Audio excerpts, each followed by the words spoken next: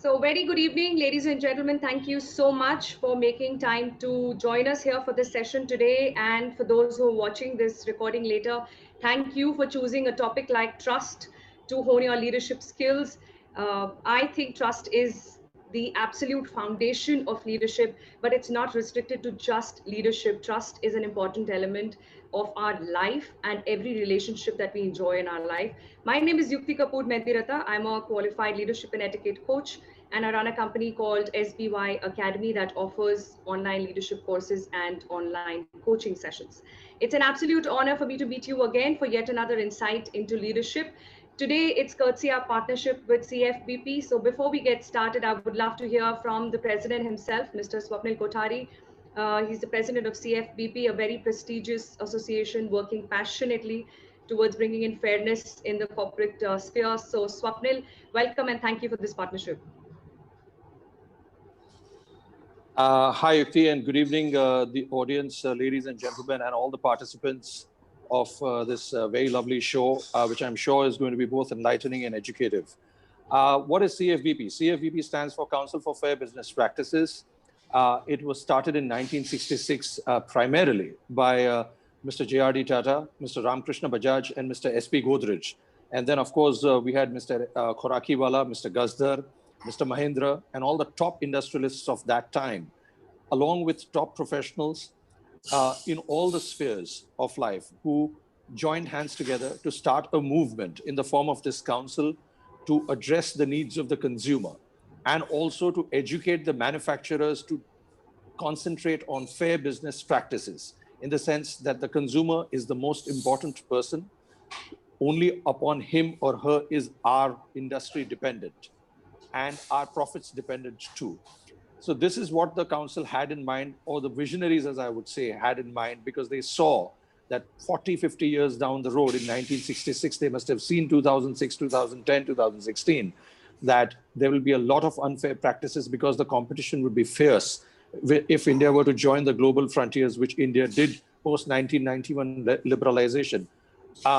And they would have possibly envisaged that India would not be remaining a cloistered community if it wanted to shake hands with the world. So this is something which they saw. And today we are carrying on that rich legacy. This is the second year of my presidentship. It ends on September 30th, but it's been extended for 2 years for the work that I have done and the faith that has been reposed in me by the people who I work with and who work with me. And what do we do as an organization? What do we do as a council?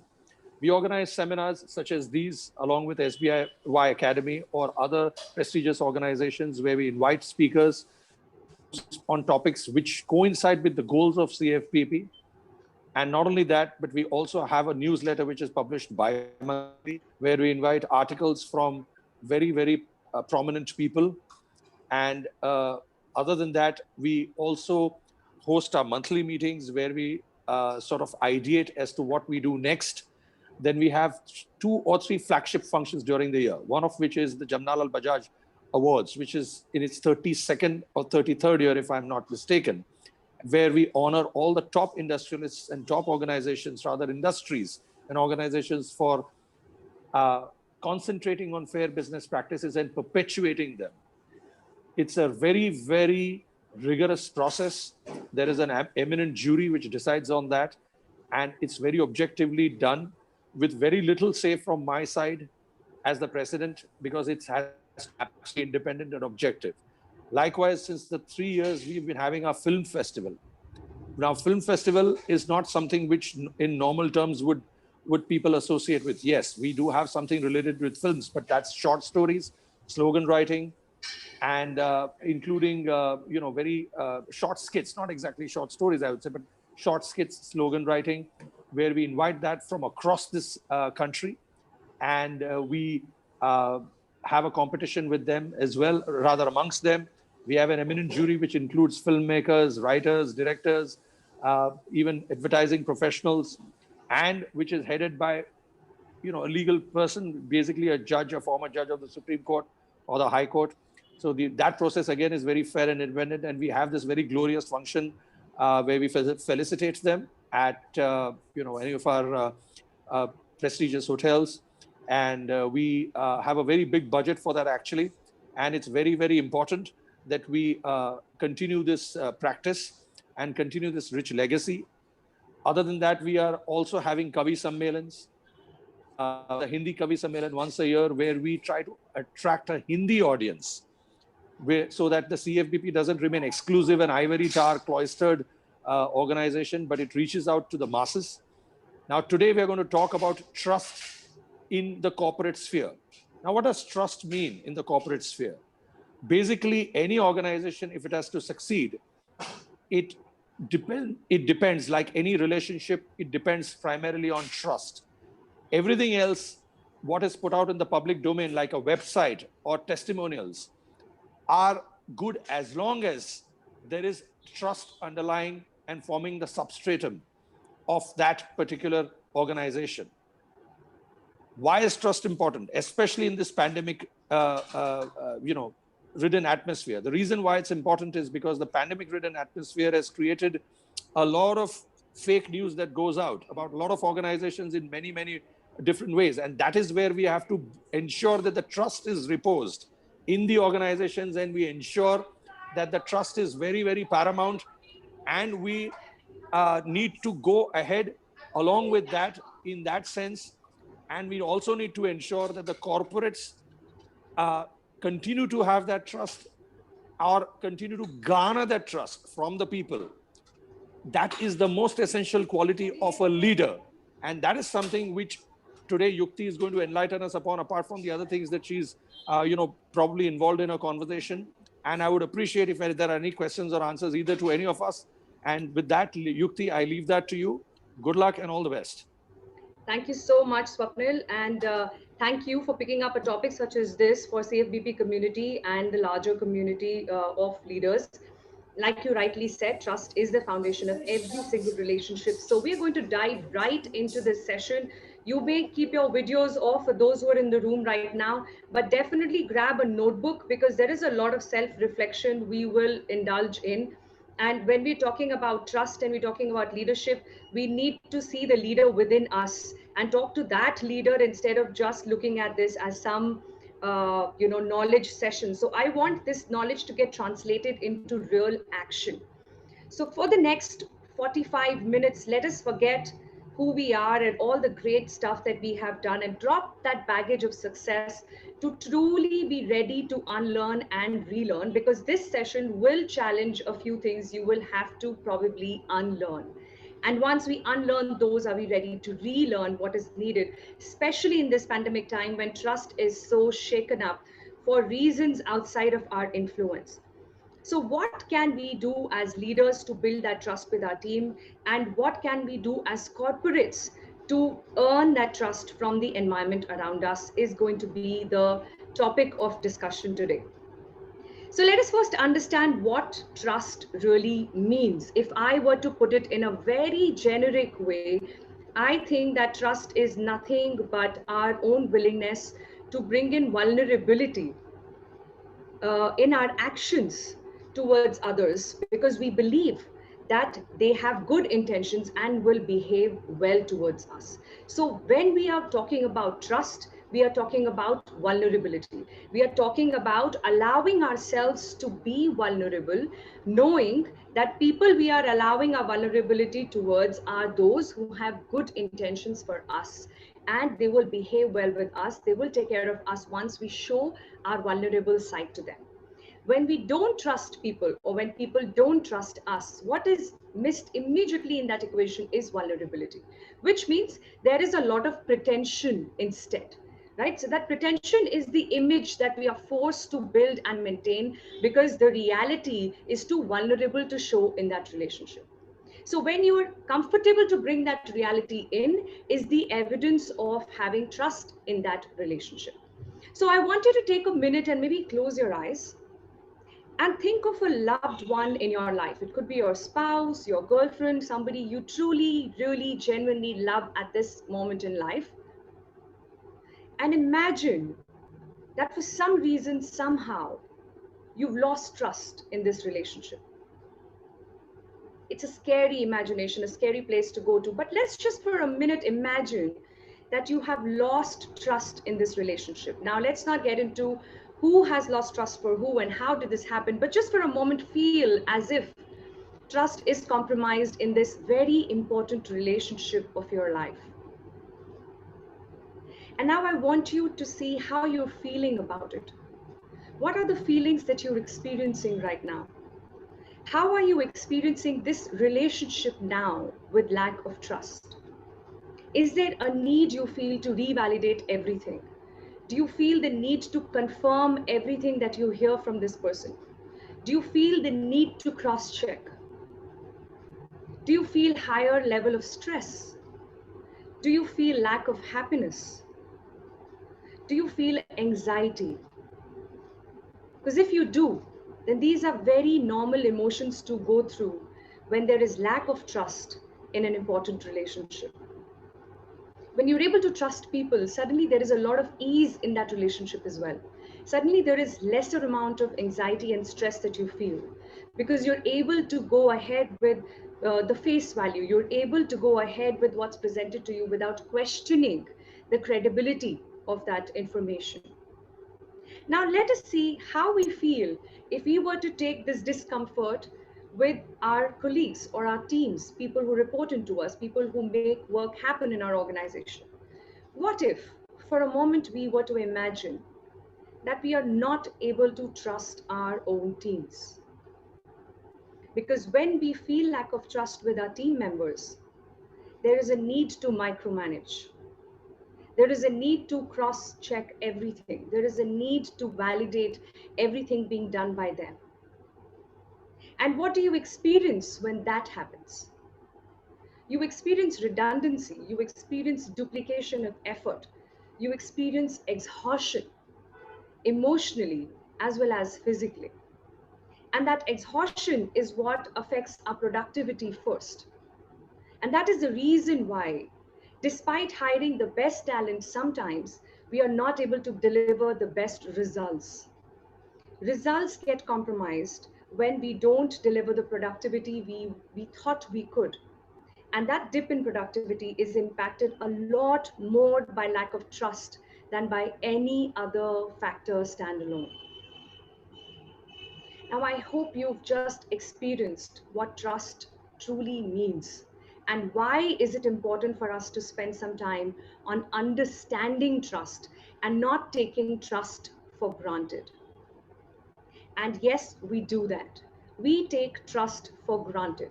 We assume that we are trustworthy. We assume that people will trust us because we are leaders. But that is far from the reality. It's far from the truth. Trust needs to be earned. It might be given to you by default, but it takes no time for you to lose that trust if you're not conscious of what it takes to build trust. So here again, let's do a very quick self-assessment of where do you think you stand on this trust meter? How much do you think your team trusts you? On a scale of 10, 10 being the highest, what does that number look like to you? How much do you think your team trusts you? And the second number I want you to assess yourself on would be, to what extent are you able to trust your team? What does that number look like on a scale of 10? To what extent do you trust your team? Now, if that number is not a 10 on 10, even if it's an 8 on 10 or a 7 on 10, I want you to write down what would a one higher number look like on that scale. If you're a 7 on 10, what would an 8 look like? If you're an 8 on 10, what would a 9 look like on this trust meter? If you were to trust your team a little more instead of an 8, if it was a 9, what would that look like to you? If you could be trusted a little more by your team, in your view, if that number is 8, what would a 9 look like? And if you were someone who's given a 10 on 10 on this assessment, what is the evidence that you think you have to believe that you are trusted 10 on 10 by your team? Or that you trust your team 10 on 10? What is the evidence that makes you believe that you are a 10 on 10 on that trust meter? Is it just a feeling? Or are you able to think of an evidence to make you believe, to reiterate this score that you have given on your trust meter?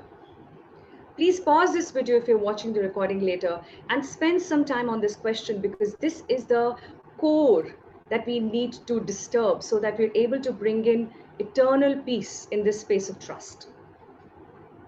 With that, let me share some distrust stories, because when we talk about trust and we talk about trusting our teams and being trusted as leaders, the factors which we have to keep in mind are no different from what it takes for a corporate to be trusted. So when we talk about trust, there are three stories that come to my mind. There are many, many stories in the corporate sphere where we can go deeper and dissect those stories to see what trust can do. So if you remember Volkswagen in 2015, there was a revelation of the company cheating on emission tests. And there was a lot of disturbance about how much the company has lost trust now, and how disturbed the stakeholders were with this revolution, and it created a ripple effect in the entire industry that the industry had to cope up with. In 2016, we know Facebook, of course, came up with this very disturbing data privacy breach, where 97 million users' information was just given away to Cambridge Analytica for US presidential elections. United Airlines next year did something as silly as dragging off a doctor from the plane just because he resisted to give up his seat. And again in 2018, another self-sabotaging act of putting her puppy in the by a flight attendant in the overhead bin, and the puppy obviously lost his life, and it was a very, very disturbing, inhuman act done by a corporate representative. So when somebody does anything that breaches any ethical standard in a company, it is the company that stands to lose trust. It could be just that flight attendant, it could be just that one person indulging in this act, but it is the entire organization that bears the brunt of it. We cannot ignore Uber as another story, where Travis himself as a CEO did enough and more to lose respect from people and lost a lot of trust quotient that the company enjoyed before that, because of the way he created culture, the toxic culture in the organization, for several reasons. Now, while Travis had to let go of and he was fired, he was not the only CEO who was fired for misconduct. In fact, in 2018 alone, most of the CEOs who were fired from their position were fired because of ethical issues more than anything related to their financial performance or any other factor responsible standalone for a company's performance.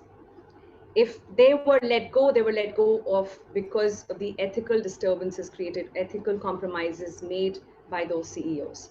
And that's how important it is for us to know that as leaders, we are responsible to demonstrate highest level of ethics and establish strongest foundation of trust that we possibly can.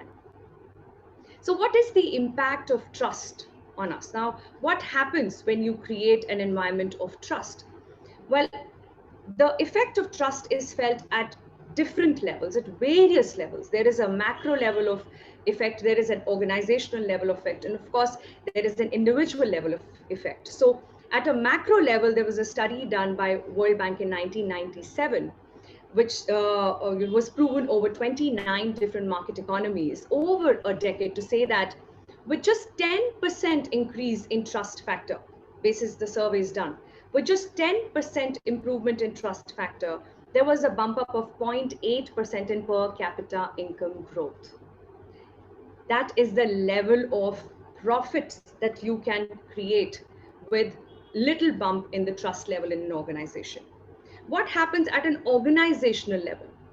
Another study done on Holiday Inn in 1999, this was conducted over 6,500 employees they had back in 1999, where they realized that there was a 2.5% revenue increase with 1 8-point improvement in trust level for the managers, which essentially meant $250,000 per hotel incremental revenue that Holiday Inn enjoyed.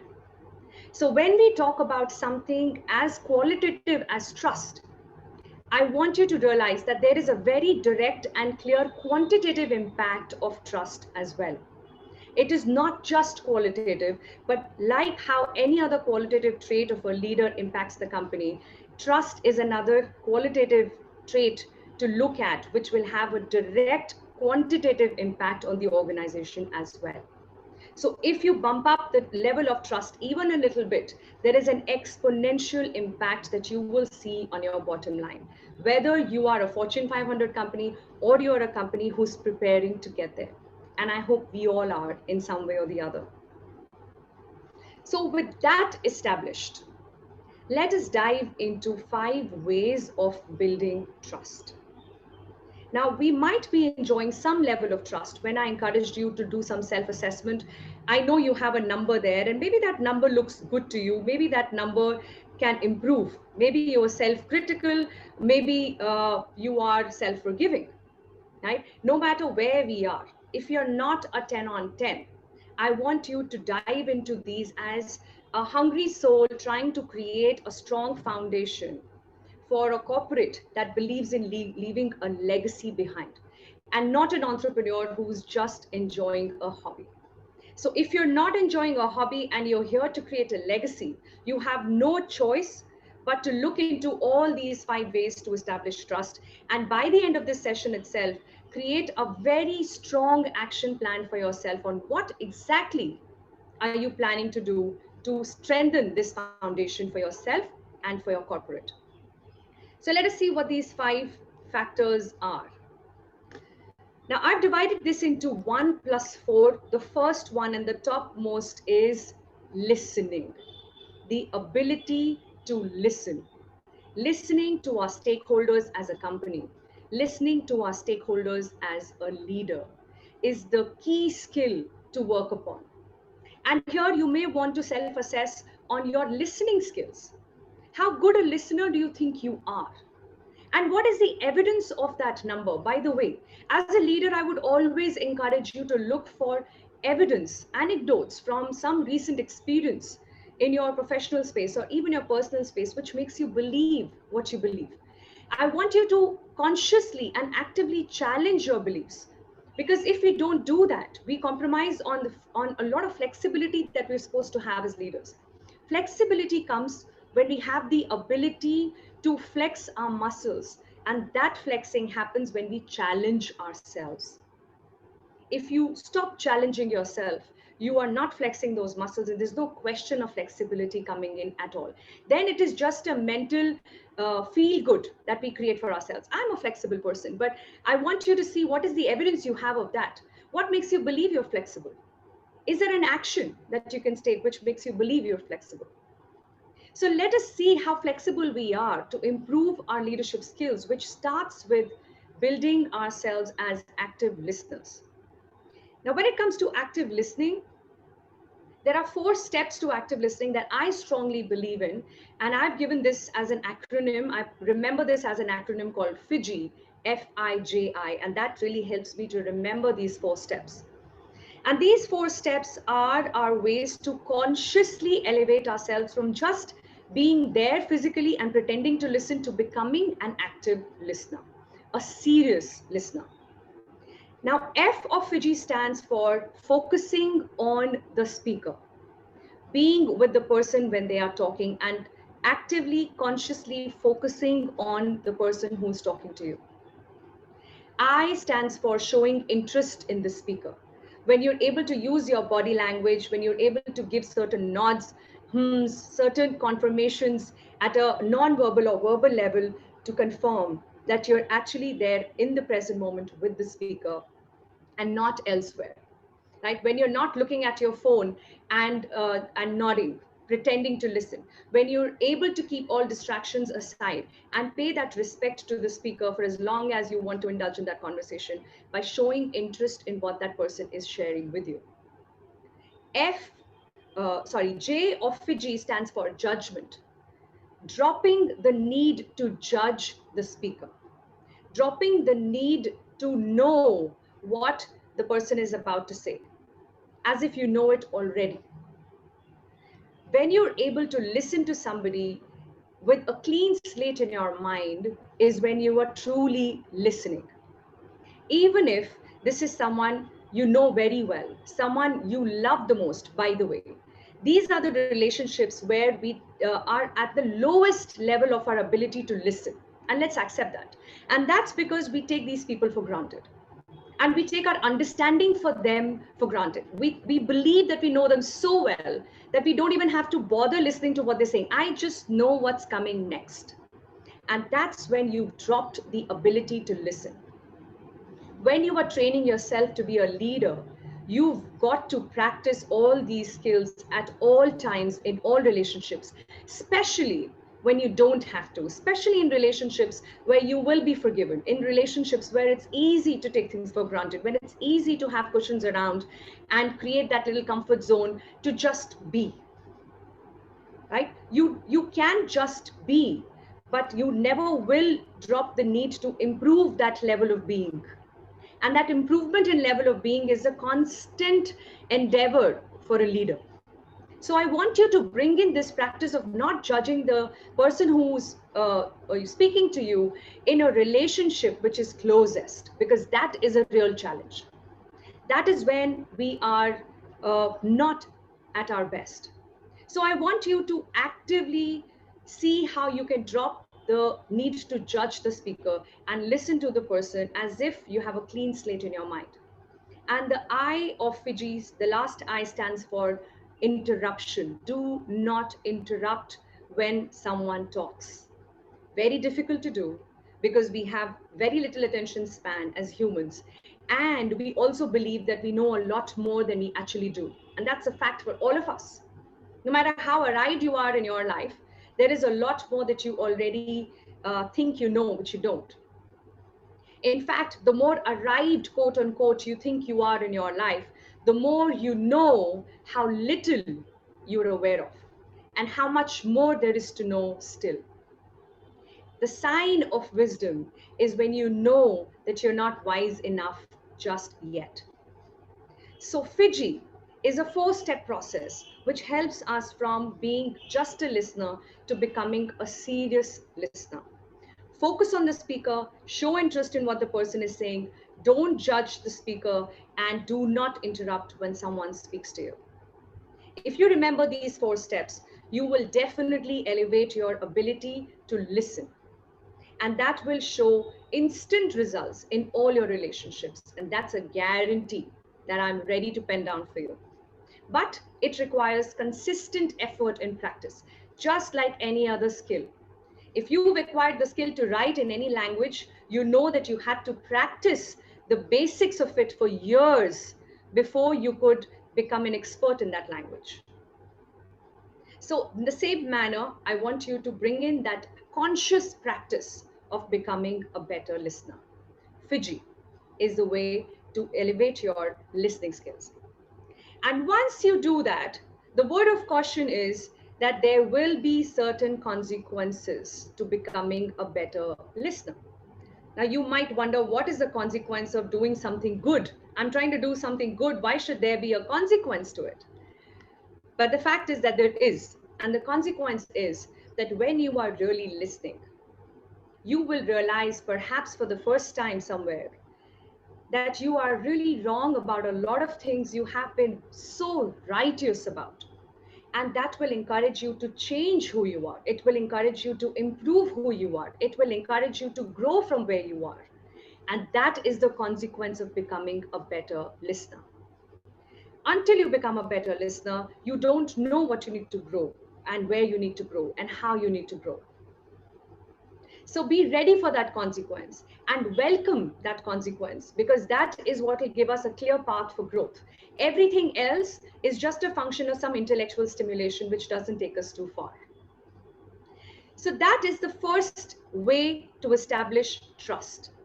There is a study done which proves that when people are allowed to just say what they want to, there is a lot more ownership they have in that conversation than otherwise, even if you have not arrived at any consensus. Listen to this carefully. Even if you've not arrived at any consensus, the fact that you allowed people to complete their sentence, you allowed them to say what they wanted to say, brings in more ownership from them for what you want them to own. Isn't it the simplest way to bring in ownership? And we struggle to bring in ownership as leaders. My team doesn't feel ownership. My team doesn't have the same passion as I do. My team is not accountable for what they're supposed to do. Well, as a leader, it starts with you. You direct the behavior that you want. You establish the culture that you want, and that is only done through example. You have got to lead by example. So when you bring in the ability to listen, when you bring in the need to just sit back and allow people to be heard, you are also bringing in more accountability and more ownership. So these are the byproducts of being a better listener. With that, let's move to the other four things which will help us to establish trust. And this is what I call as 4 C's. Each C is equally impactful in bringing in higher level of trust. And the first one is congruity. What does congruity mean? It means the ability to align what you feel with what your vision is, the ability to act upon what you say. Your words is the same as your action, your feelings is the same as your words, and your vision is what you feel strongly about. Your actions show the direction of your vision, and every aspect of what you say and what you do is aligned to each other. And that is what congruity means. Congruity can also be understood at a company level as motives. When the motives of a company are understood and appreciated, that's when the environment, the stakeholders are able to trust that company. At a leadership level, as a leader, it is congruity for you. When your actions and your feelings are aligned, when your words and your feelings are aligned, is when you're bringing in congruity. And that takes me to another story, if I may share, about Salesforce, a company which owns large part of the market share even today, to the extent of around, I think about 20% back in 1999. So in 1999, Mark Benioff was the owner or the CEO of Salesforce.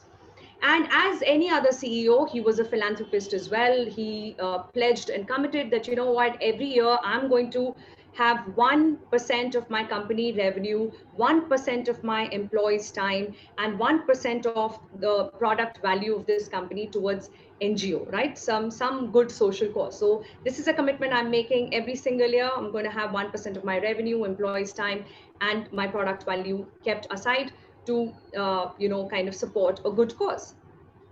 Now, while you may say that there is no big deal in that, there are so many other philanthropists and so many other companies pledged to do that. In fact, CSR is a norm now, and it's 2% of every company's revenue that is aligned towards good work. But it didn't just end with this statement made by Mark.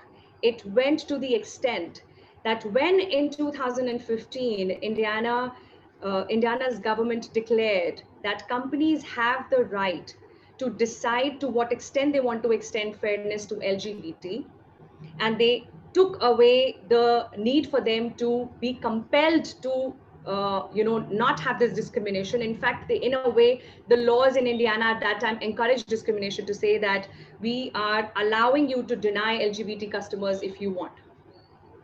And that is when Mark stood up and took a stand to say that we will not allow this discrimination. And it didn't end there for him. It's not just the internal company laws which were changed to ensure fairness. He went to the extent of aligning with all other information technology companies of Indiana state to ensure that they are able to revolt against that bill. They also threatened the government to say that we are going to wind up our business from this state and go somewhere else, which was not a threat that could have been ignored by the government given the contribution they were making to per capita. So they had to take this very, very seriously and change and revise that bill in favor of LGBT. It is when a company stands up for their belief in fairness and their belief in philanthropy beyond just that 1% or 2% of CSR. It's that character of the CEO, which is aligned with the words that they say, and every action supports those words, is when you're bringing in congruity. is when the environment and the stakeholders are able to see the motive that this company has and how strongly they truly believe in social causes that they are talking about. It's not just harping over being a philanthropist, but standing up for any act of lack of fairness, any act that goes against social benefit or social cause. So it's a story which is very close to my heart because I believe that there is no better evidence of how much congruity can you bring in and how you can align your actions to your words when it comes to area where nobody will kind of catch your collar, right? Nobody will compel you to do this. This is going out of your way to ensure that when you truly believe in social causes, when you truly believe in fairness, it is not restricted to only a value statement. It shows in every single action and every single stand that you take. The result of this stand could have gone against the company as well. But interestingly enough, from that moment on, Salesforce as a company has grown year on year to the extent of 63%. Isn't that an evidence of what trust can do? When you're able to establish that strong foundation of trust for your actions being aligned to your words, growth will just follow. So that is the level of congruity I encourage you to bring into your actions. Be careful about the vision statements you make, the mission statements you have, the value words you use, the culture that you're creating. As a CEO, as a founder, ask yourself, question yourself on what you truly believe in, because that belief will reflect in the culture of your organization, whether you like it or no, whether it's a conscious effort or not. So the more honesty you bring in there, the more you're able to drive congruity, and that will result in higher level of trust. Let's move to the second C, and that for me is connection. Connection is when you're creating support to create predictability. Connection is when you are not that boss who wakes up with a different mood on different days. You're not that person who cannot be talked to unless somebody in the office confirms that you are safe today. And I know some leaders very personally, and I have watched them closely, even those who are at a global level, unfortunately, who believe that leading a team effectively means keeping people on their toes. And keeping people on their toes means being unpredictable, means leaving the team confused on how you're going to react today. And that keeps them well behaved. That keeps those lines intact between you and the team. Well, I don't call that behavior just as a Stone Age behavior. I think that is self-destructive behavior and a self-destructive thought or attitude, because it has absolutely no benefits attached to it whatsoever. Except for a few yes men around you who will support this belief, there is no clear evidence of it leading to any level of success. And this is another guarantee that I'm ready to pen down. The attitude of connecting truly with people is the only attitude that works and helps us to be successful, which means when we are able to bring in predictability, when we are able to create an impact as leaders. So I want you to consciously check on your behavior as a leader and see to what extent can you be predictable, which means to what extent can you keep aside anything which is personally disturbing for you from your work meetings, from your work conversations. To what extent are you able to focus on what needs to be done irrespective of how you feel on that particular day? We are all humans, and leaders are humans as well, right? So we are not robots. We are humans, and we will have feelings. We will have good days and we will have bad days. But I want you to see if you are bringing in those bad days and converting those bad days into some bad decisions in your workspace. Are you able to keep those bad emotions and feelings aside when you're in an environment where you have to take higher level of responsibility to make decisions which are going to impact more people around you? That is the ability which creates real connection with people. And when you create that connection is when you're establishing higher level of trust. The third C is competence. And competence is nothing but bringing in sense of security through transparency. Competence is when you are able to lead by example. Competence is when you know what you know and you know what you don't. And you know that it is only when people know what you know will you have the time and bandwidth to learn more. So let's simplify that. Till such time you're able to train people to become as good as you will not have the bandwidth and ability to learn more and be better than you are. Because there is a long way to go for all of us to be better than who we are and learn a lot more than we already know. But you cannot walk that path till such time you are elevating the level of knowledge and skill for your teams as well. So here I want you to remember two acronyms.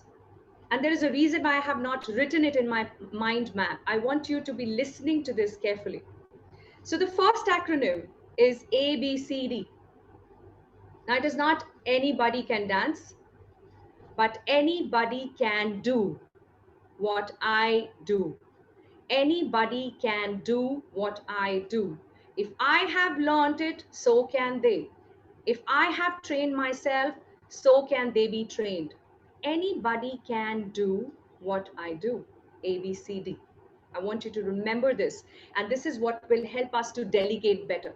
This is what will help us to empty our plate. But we will do this only if we have that deep sense of security about our own ability, by the way. If you are suffering with any level of insecurity, you don't want to follow ABCD. You don't want to believe that. You're not ready as yet. So what will help you to be ready for it is the second acronym I want to share with you. And that is BYOB.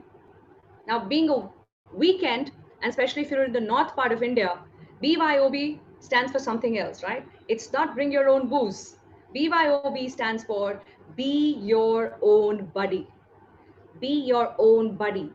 Be your own friend and give yourself that little airtime to plan some learning. Because the moment learning stops is when your leadership ability starts going south. Please remember that leadership is one skill that will not remain constant. The moment it stops going north, it starts going south. You can almost imagine a gravitational pull. Till such time you create a conscious force that takes it higher, gravity is going to bring this down, your ability to lead. And why? Because the environment that we live in is dynamic. It is ever changing. It is this pandemic today, it will be some pandemic tomorrow. It will be something else. It will be some other change that we will be dealing with. It will be some crisis that we will be dealing with. And the environment will forever keep challenging us. So the moment we stop learning is when we stop growing. And we cannot learn till such time we bring in the awareness to know how to empty our plate. We need to bring in the skill to delegate. We need to be okay to empty our plate so that we can bring in some fresh flavors. We can bring in some fresh food, some more variety. Learn a little more, and that's the only way to grow. So competence is when you are that secure about what you know. And with that level of security, you can bring in transparency, which will help you to empty your plate and learn more.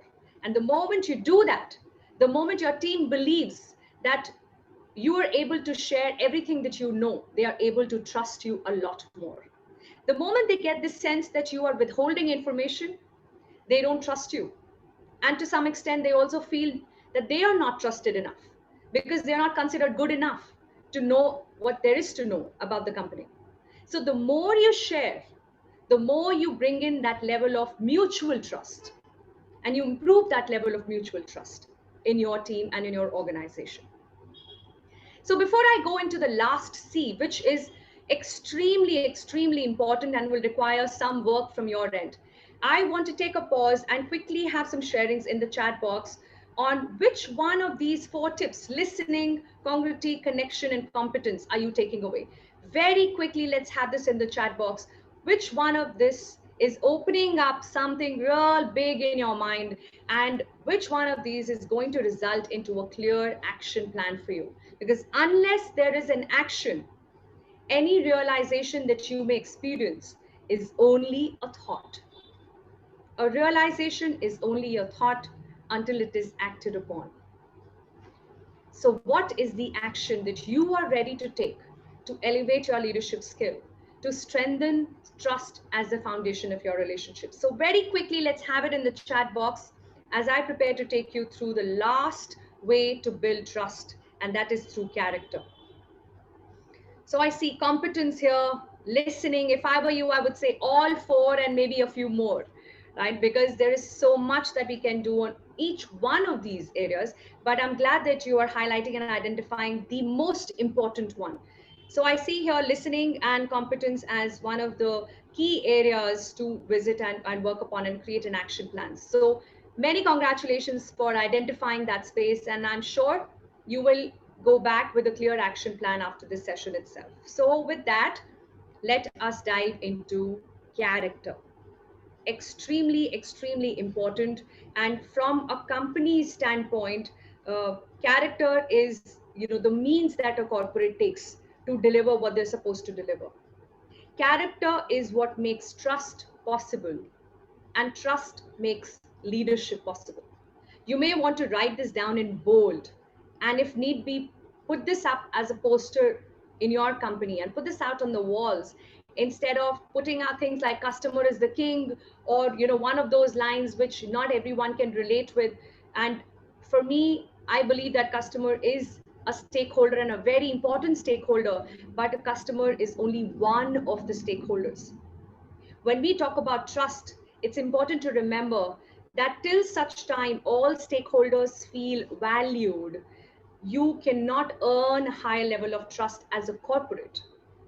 You might be trusted a lot as a leader by that one stakeholder, but if you want to be a trusted organization, you need to know how to create that fine balance between all stakeholders, where you're able to see what's going to support each and every stakeholder and not be inclined towards just one, even if that one is your customer.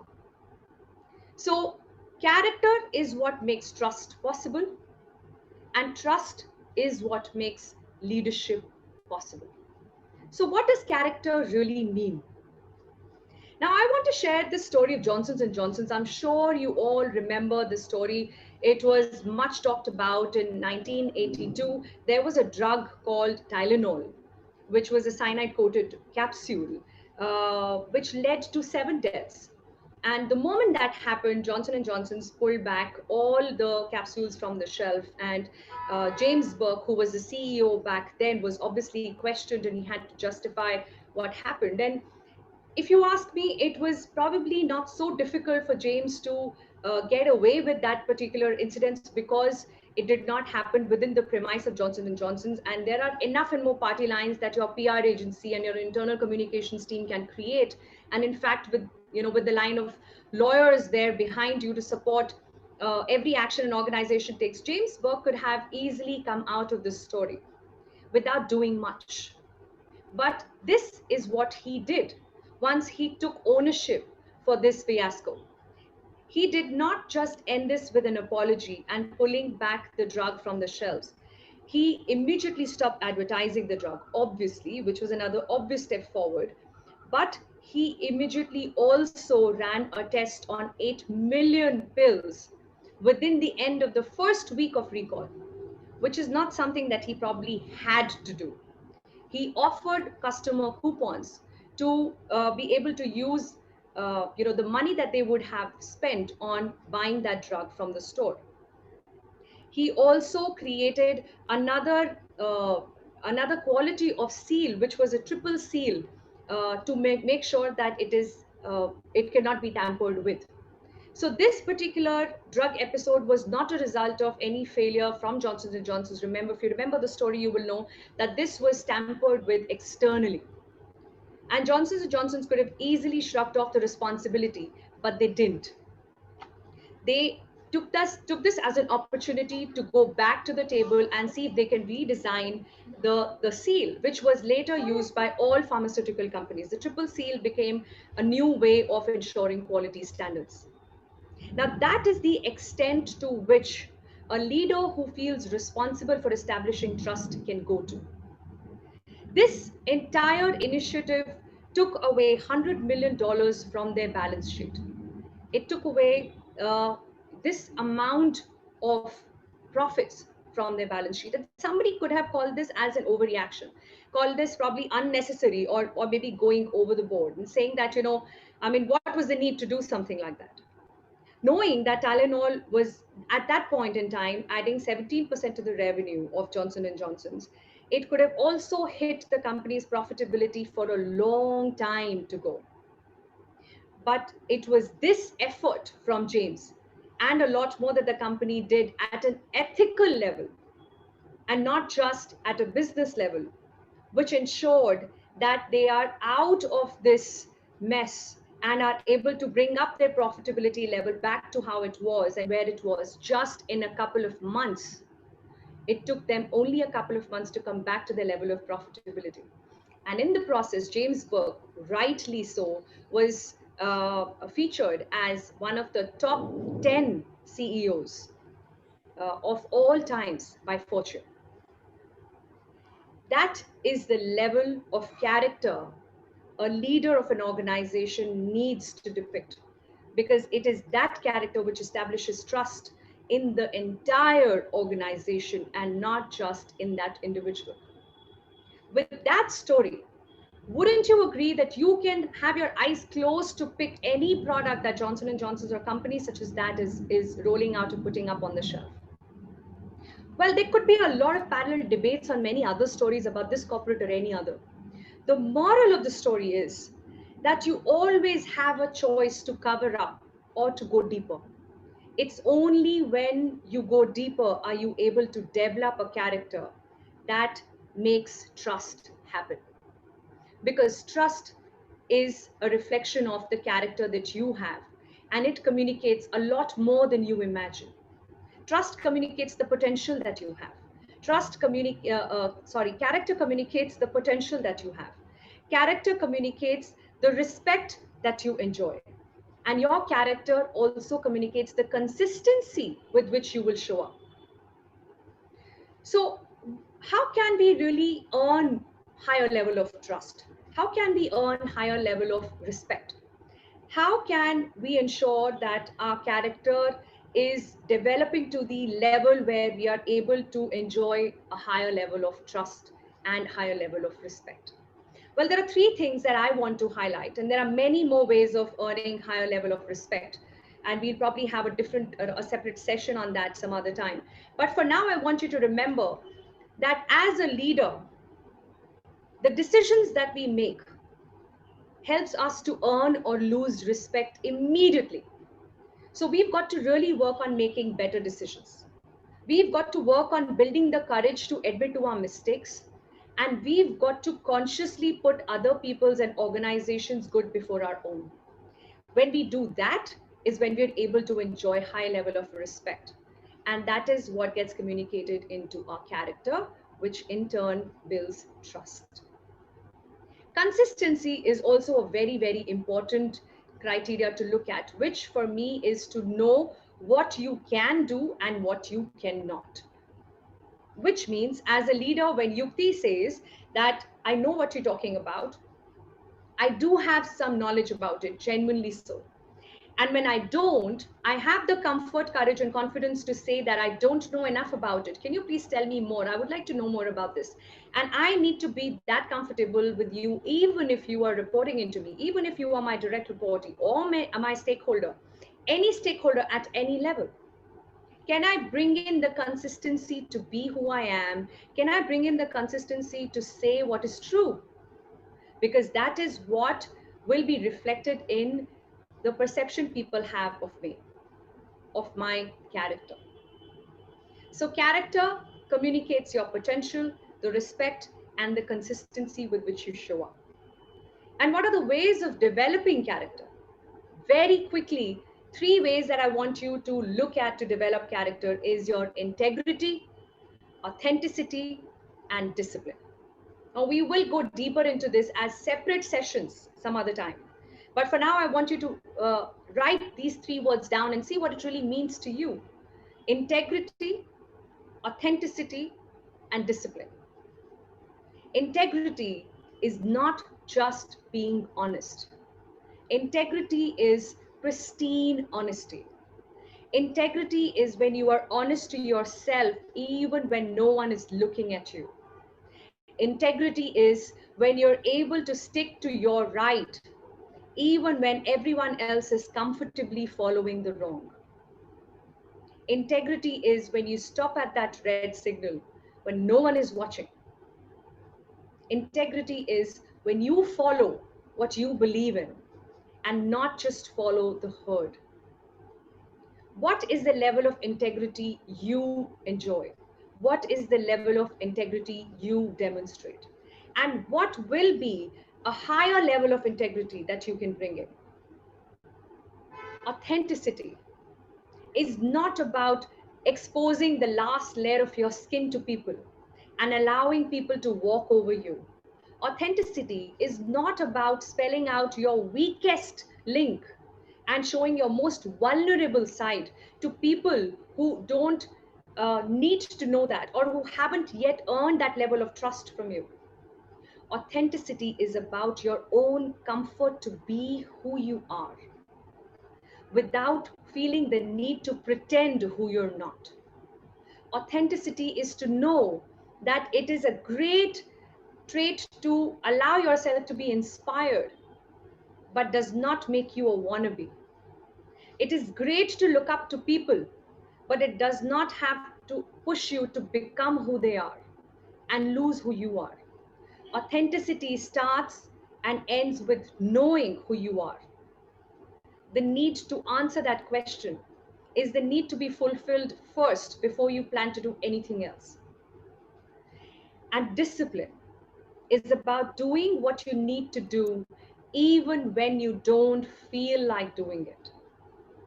Discipline is not just limited to an exercise regime or bringing in meditation because you think it brings in mindfulness or bringing in some good practice of eating or some better lifestyle. Discipline is about doing what you have to do and you need to do for reasons better than giving into your feeling of not wanting to do it. When you know that your feeling is just a feeling and you have the ability to park it aside, acknowledge it, respect it, and bring in the ability to still keep it aside. All right, I don't feel like doing this right now, but you know what? I will still do it because I have committed to do this. And I'm going to stand up for my commitment and I'm going to show up.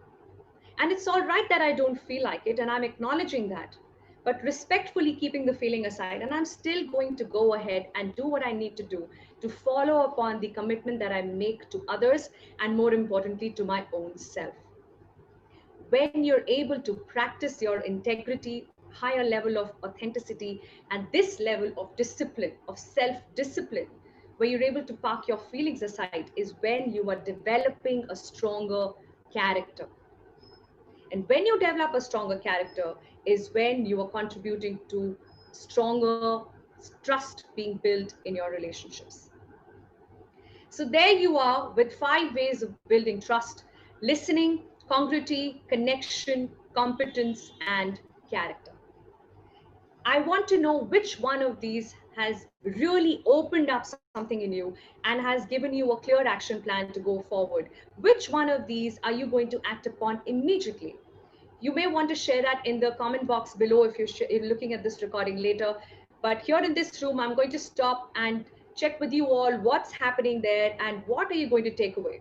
But just before we go there, there are 5 questions that I will share with you, which I need you to self-reflect upon, especially when it comes to testing the level of trust you enjoy as an organization. So I will open up these 5 questions after I get a little sharing from you all. So which one of these are you going to work upon immediately? I hear Dr. Shankar here saying character. Fantastic. What about the rest? Which one of these are you going to act upon immediately, and what has truly opened up for you?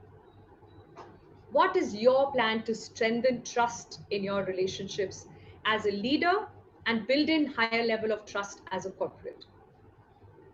So I see congruity, character, listening. Fantastic. Great. Thank you. Thank you so much. So now let's get ready to write these 5 questions down. I'm going to share this in the description of this video later, so you can spend some time on these questions and answer them for yourself. And here are the questions I want you to look at. The first one is, do you feel the need to hire outsiders? Do you feel there is a need for you to get people from outside? Or are you able to trust your team enough to build their skill and knowledge? The second question is, have you assessed the ability of your senior leaders to be congruent, consistent, caring, and competent? Because once you do that, it will help you to understand why you respect them and trust them, or why you don't, why you're not able to trust them as much, or why you do really trust them as much as you do. The third question is, was there ever a time when you lost trust in someone? I want you to go back to that time in your life when you lost trust in someone, and what did you learn from that experience? The fourth question is, can you come up with 5 techniques to promote empathy in your organization? Because empathy allows vulnerability to come in, and vulnerability builds trust. And the fifth question is, what are the qualities your role model possess that suggest to others that they will consistently support their teams? Now, your role model does not have to be someone you've worked with.